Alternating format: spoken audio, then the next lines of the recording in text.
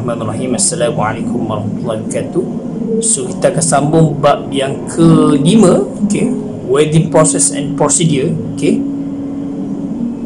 so untuk yang welding process and procedure ni saya akan explain awak mengenai what is the type of the welding yang ada. So dia ada, nanti saya akan tunjuk dekat awak beberapa type of the welding. Okay, first adalah shield metal arc welding atau SMAW. Okay, yang kedua adalah gas tungsten arc welding atau GTAW. Okay, yang ketiga adalah gas metal arc welding atau GMAW, dan yang terakhir adalah oxy-acetylene gas welding. So ada 4 type of welding yang you all kena tahulah. Tapi untuk yang job sheet kita atau praktikal yang kita buat, kita akan menggunakan biasa kita guna itu SMAW dan juga GMAW untuk settle awak punya projek awak. Jadi biasa SMAW lah, kita guna SMAW. Jadi untuk ni adalah learning outcome dia. Okay, identify basic welding equipments and accessories. Yang kedua adalah understand, assemble of the welding machine. Yang ketiga, define the electrode code according to AWS standard. Describe type of joints in welding. Yang kelima, identify the welding position. Dan kena ada identify types of defect in welding. Okay, welding ni, okay, kita masuk yang first adalah arc welding. Okay, one of the most important process in industry is the fusion of metal by electric arc. This is commonly called arc welding or SMAW, shield metal arc welding. Okay, so kebiasaannya kita akan guna, banyaklah kita menggunakan arc welding lah untuk sesuatu pekerjaan. Jadi apakah itu welding? Welding adalah, masuk welding tu kamu tahu tak benda? So dia adalah satu proses di mana kita nak lekatkan material dari satu material kepada material yang lain. Jadi kita kena menggunakan teknik welding untuk mencantumkan antara contoh besi A dengan besi B. Jadi di tengah-tengah tu kita akan letakkan dia dengan menggunakan weldment lah, kita panggil weldment. Weldment ni adalah lekatan antara, dia macam bentuk, nanti saya akan tunjuk lah bentuk yang akan melekatkan antara dua-dua material ni. Kita panggil sebagai weldment. So hasil daripada welding process. Okay, kalau kat sini baca dah, the word weld view. Weld is connect to one side of an electrical circuit. Okay, and the metal electrode is connected to the other side. Okay, these two parts of the circuit are brought together and separately slightly. The electrical current jumps the gap and cause a continuous spark called an arc. Okay, arc tu adalah hasil daripada electrical current yang supply kepada elektrod awak tu. So dia akan menghasilkan arc. Arc ni macam percikan api lah. The high temperature of this arc melts and makes the metal to be welded, forming a molten puddle. So maksudnya bila dia panas, dia menghasilkan arc. So bila terkena pada satu material tu, dia akan menghasilkan kita panggil molten weld lah. Dia dalam molten weld tu maksudnya lava lah, macam lava tu. The electrode also melt and adds metal to the puddle. As the arc is moved, the metal solidifies. The metal fuse in one piece as it solidifies. So ini adalah cara macam mana dia following manner untuk welding process. Okay, the melting action is controlled by the changing the amount of electrical current which flow across the arc and the changing the size of the electrode. Okay, so kalau ini boleh tengok situ welding circuit. Dia ada welding machine kat situ. Okay, dia akan ada work clamp, workpiece dan juga arcs. So ada dua lah. Okay, so dia akan ada satu lagi sepatutnya untuk work clamp tu kita panggil sebagai earthing, untuk pembumian. Jadi kalau dekat bengkel nanti boleh tengok dia akan clamp pada besi ataupun pada material tersebut, and then kita akan letak torch. Kita panggil torch tu ada untuk pada workpiece tu. So torch tu kita akan clamp electrode tu pada torch tersebut. Jadi electrical tu akan disupply daripada torch kepada daripada electrode tu. Pada electrode tu ada electrode. Electrode tu dia akan memanaskan atau mentransfer heat kepada awak punya welding material tu lah. Yang okey, untuk yang seterusnya, okey, welding material variables. Okey, so dia ada first adalah correct electrode. Okey, electrode tu batang rod tu, electrode batang, batang welding. Okey, so yang membuat kerja ni adalah welder. Welder tu adalah orang welding. Dia yang akan buat, and then dia bergantung kepada yang ajar api tu. So kalau macam saya kerja dulu, kita panggil sebagai fire watcher. Jadi fire watcher tu tugasnya untuk control electric current dan juga tengok api dia tidak. So dia kena tengok, tugas dia ada dua lah. Jadi ajar api welder, ataupun untuk apa, untuk kalau ada kebakaran apa benda, dia akan pergi dulu, dia akan sembuh lah. Jadi yang tu ada correct arc length. Okay, correct arc length. Okay, yang ni akan ada QC lah, quality controller akan tengok lah, basic inspector lah akan tengok. Yang ketiga correct current. Okay, yang current ni yang akan ejak current api tu semua adalah fire watcher lah. Yang keempat adalah correct travel speed, dan yang terakhir adalah correct electrode angle. So kalau macam electrode angle ni welder tu lah. So untuk welding skill ni dia bergantung kepada skill individu tu.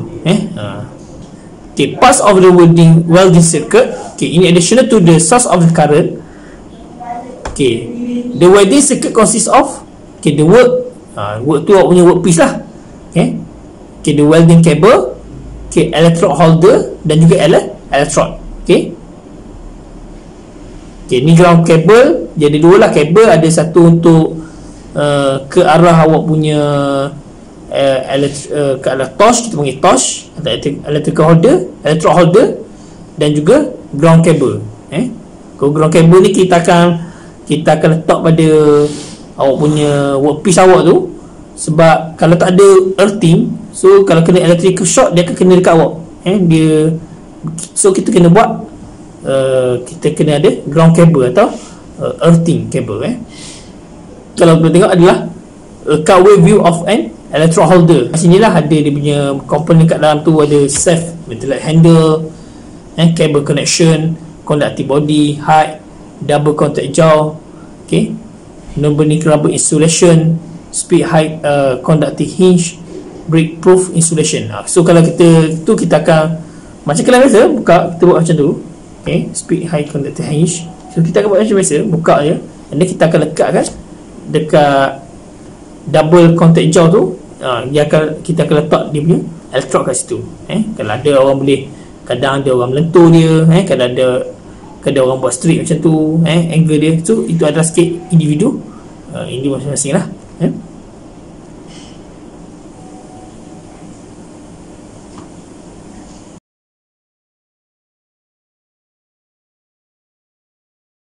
Okay, selection of electrodes. There are many different kinds and size of electrodes, and unless the correct one is selected, you will have difficulty in doing a good welding job lah.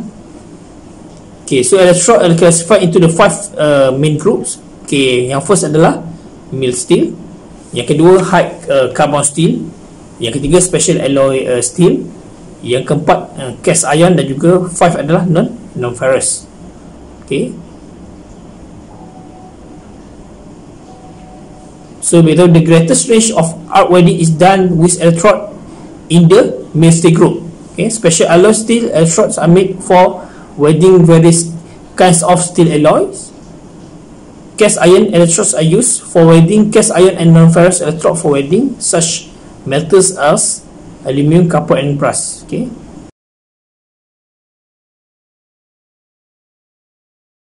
kita masuk yang first, iaitu sheet metal arc welding atau SMAW.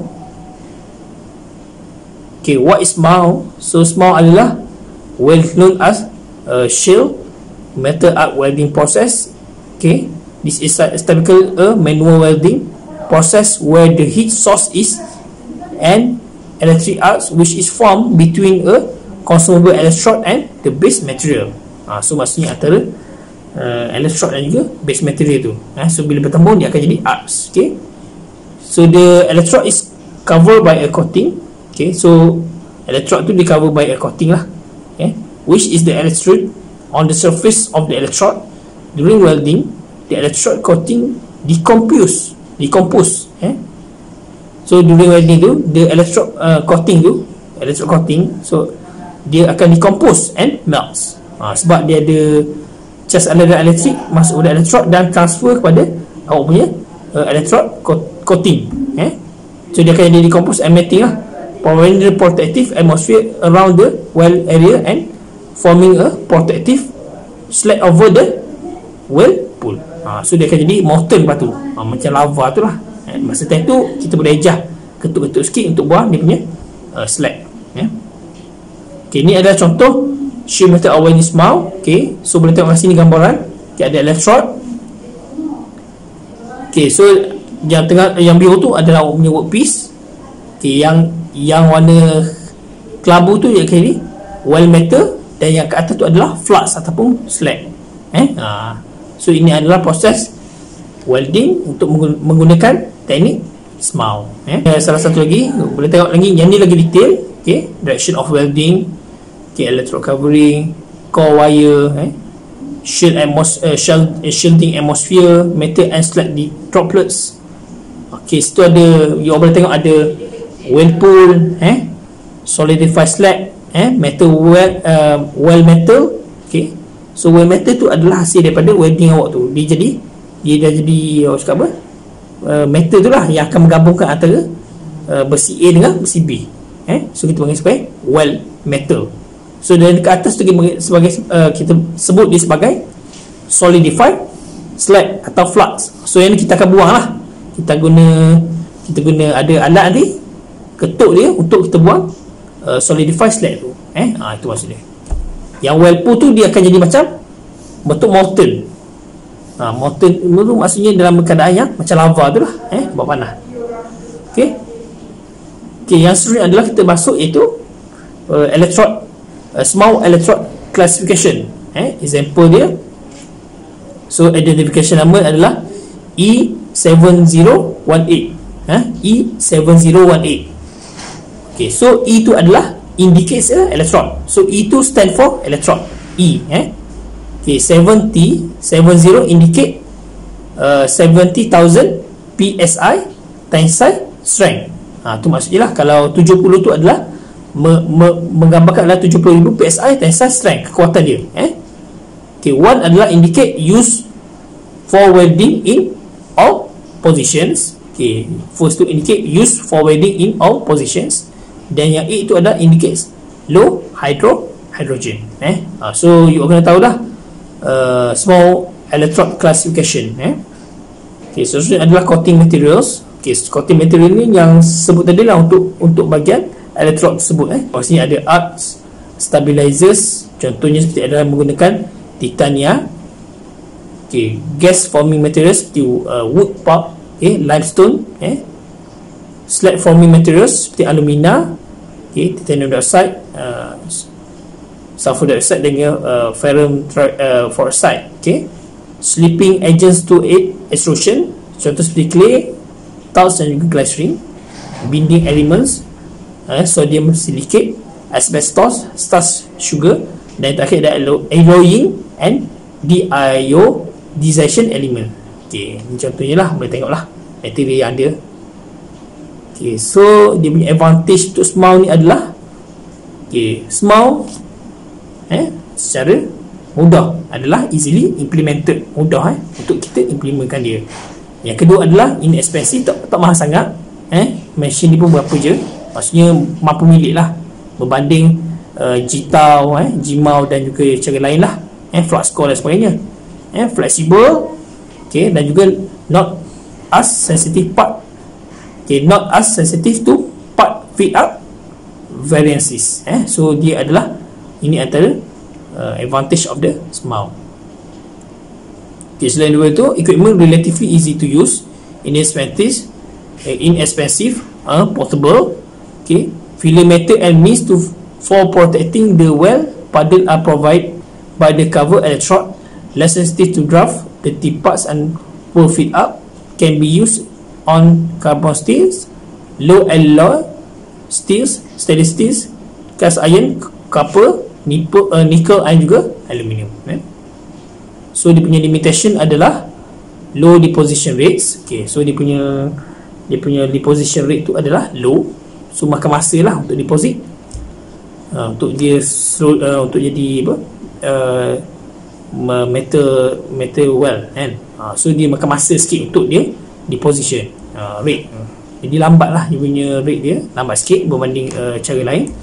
Okay, low productivity sebab dia memang manually lah. Sebab tu kalau macam saya kerja dulu, banyak welder, hampir beribu-ribu welder untuk buat satu projek kan.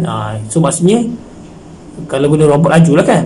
Kalau guna cara ni memang dia punya productivity tu low, tapi based on skill lah individu dan juga operator dependent. So betul lah cakap ni, berdasarkan pada operator dependent tu sendiri.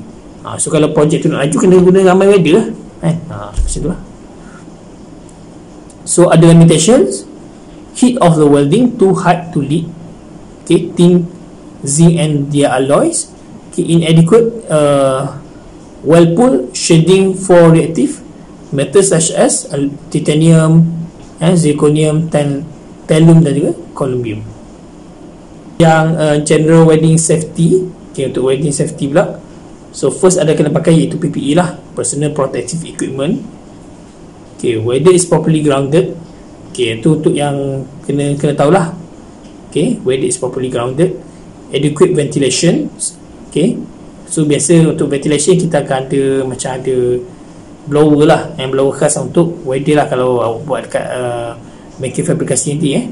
Work in the fire safe zone dan juga first aid kit.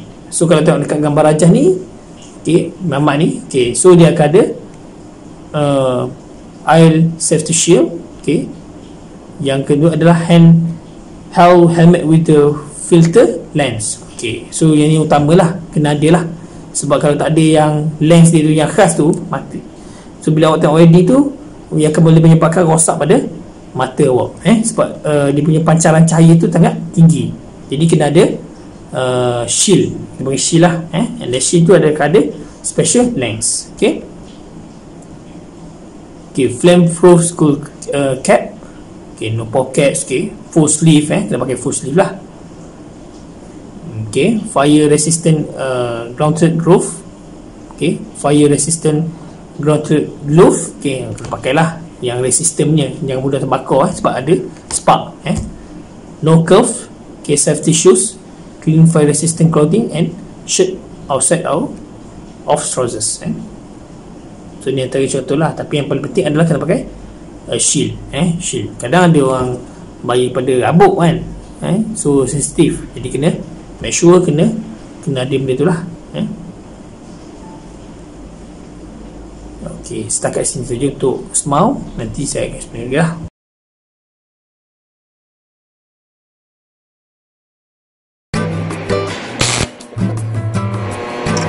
Hmm.